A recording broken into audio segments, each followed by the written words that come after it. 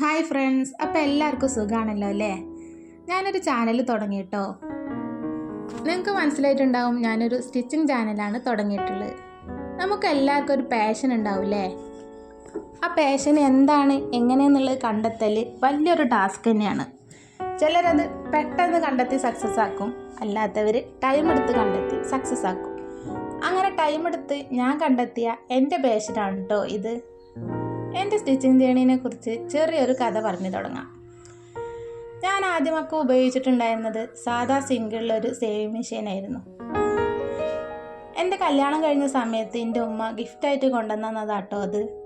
അന്നൊക്കെ കല്യാണം കഴിഞ്ഞാൽ AC, വാഷിംഗ് മെഷീൻ, ഫ്രിഡ്ജ് ഇതൊക്കെ കൊണ്ടുവരലുണ്ടായിരുന്നു. പക്ഷെ എൻ്റെ ഉമ്മ എനിക്ക് കൊണ്ടുവന്നത് സാധാ സിംഗിളിൻ്റെ ഒരു സേവിങ് മെഷീനാണ്. സ്റ്റിച്ചിങ് ഒട്ടും അറിയാത്ത എനിക്കത് കൊണ്ടുവന്നിട്ട് ഉമ്മ എന്നോട് പറഞ്ഞു, എന്നെങ്കിലും എപ്പോഴെങ്കിലും ജീവിതത്തിൽ ഇത് ഉപകാരപ്പെട്ടോളൂ എന്ന്.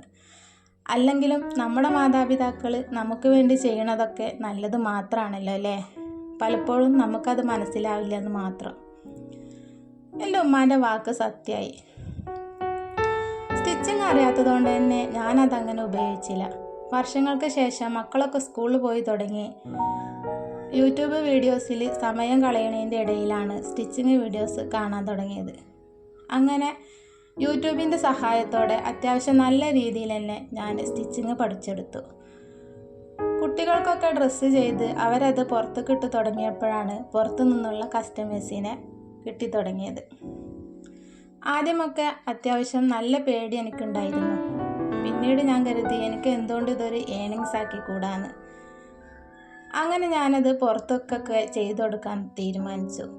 അത്യാവശ്യം ആദ്യമൊക്കെ കുറച്ചൊക്കെ പ്രശ്നങ്ങളുണ്ടായിരുന്നെങ്കിലും പിന്നീട് നല്ല രീതിയിൽ തന്നെ എനിക്ക് അവർ പറയുന്ന രീതിയിൽ ചെയ്തു കൊടുക്കാൻ പറ്റി.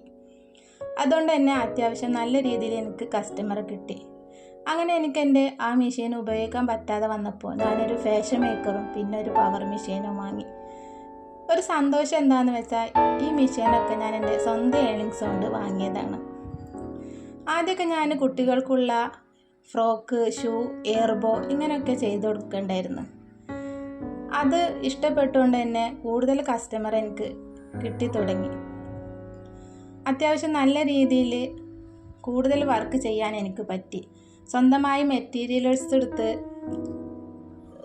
അവർ പറയുന്ന ഡിസൈനിൽ അവർ പറയുന്ന രീതിയിലേക്ക് ചെയ്തു കൊടുക്കാൻ എനിക്ക് പറ്റി.